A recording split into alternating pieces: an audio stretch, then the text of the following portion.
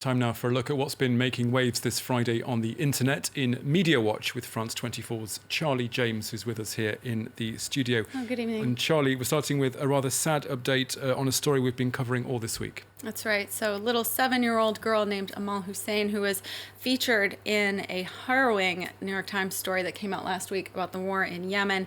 She has died. This photo of little Amal on a hospital bed in northern Yemen got a lot of attention from readers, many of whom called or wrote in to the New York Times to ask how she was doing, ask how they could help. Well, unfortunately, the Times international editor tweeted yesterday saying, "I'm sorry to report that Amal Hussein is dead." The 7-year-old, featured in a searing photograph by Tyler Hicks, died from malnutrition caused by the Saudi-led war against Yemen. They spoke to her mother, who told the paper that her heart is broken. Amal was always smiling, and that now she's worried for her other children. And this is sadly a fate that many other children will face. There are 1.8 million severely malnourished children in Yemen right now. So while Amal's story heartbreakingly ended with her dying, there's a lot of other children who are facing this as well. Absolutely. Okay, let's move on now. It's quite a mouthful, but I'm going to try and say it. It's now International Day to End Impunity for Crimes Against Journalists, this November the 2nd. And there's, of course, a social media aspect to this whole event. Right. So this is a campaign. It's a little less lengthy. The hashtag that's being used by UNESCO is Truth Never Dies. Much better. And they are using this hashtag across all social media platforms to highlight the more than 1,000 journalists who have lost their lives in the last 12 years because of their jobs. And so by sharing their stories, and they put together these images that people can share and stories. By sharing them, they're saying that it'll keep them alive and push for justice as well. And there are 2 journalists in here, Ghislaine Dupont and Claude Verlon, that strike very close to home for us. They were working for our sister station, RFI, when they were killed in Mali, reporting 5 years ago. And a big part of this campaign is also justice. They point out that 90% of journalists who are killed, no one is ever held responsible for this, and this includes Ghislaine and Claude also. We still don't have a lot of details about how they were killed, so that's something that this campaign is also pushing online. I want to show you one tweet that stood out to me from a journalist in Berlin, Nidal Salah Eldin, who says the majority of journalists killed in 2017 were killed in countries not experiencing armed conflict. And I think that's something that might surprise viewers, because when you think of journalists dying on the job, you immediately think of war correspondents, of people in conflict zones, but you're actually in much more danger as a journalist if you're reporting on corruption or drug cartels, and that's a reason that Mexico, so many journalists have been killed in Mexico. So people sharing journalists' stories who have died from all over the world. If viewers want to find out more about their stories or share them, the hashtag Truth Never Dies across social media platforms, and you can learn more.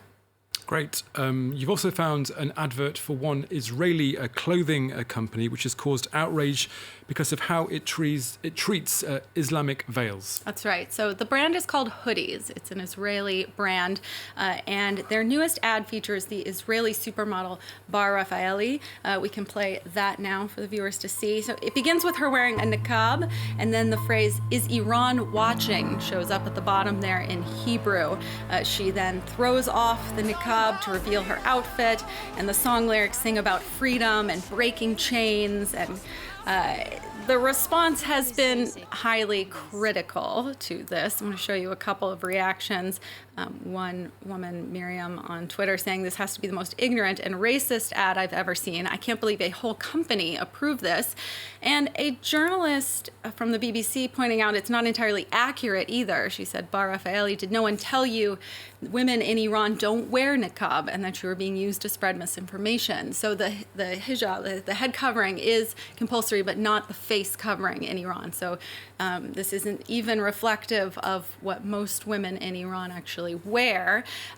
But some people are online saying that the anger is misdirected. So one user saying millions of women are forced to wear Islamic veils. Those who resist are jailed and subjected to violence. Maybe the outrage should be directed at the governments of Saudi Arabia and Iran instead.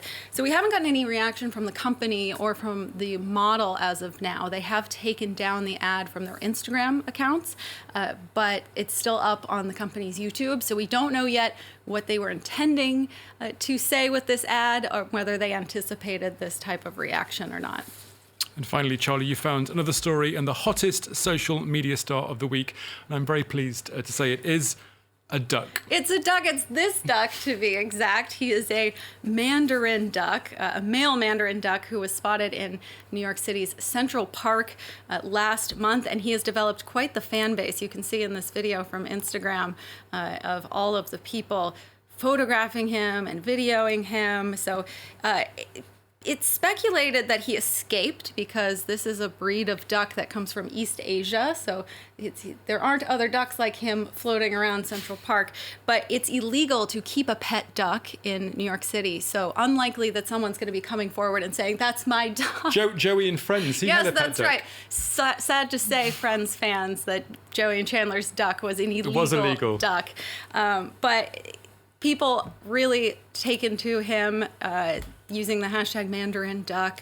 There's an account called Manhattan Birdwatch that has been tweeting every day where you can find him. So lots of people going and looking for him every day. New York Magazine has declared him New York's most eligible bachelor.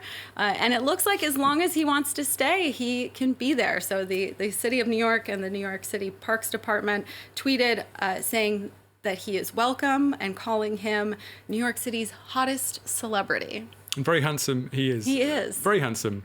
Charlie James with Media Watch, thank you very much.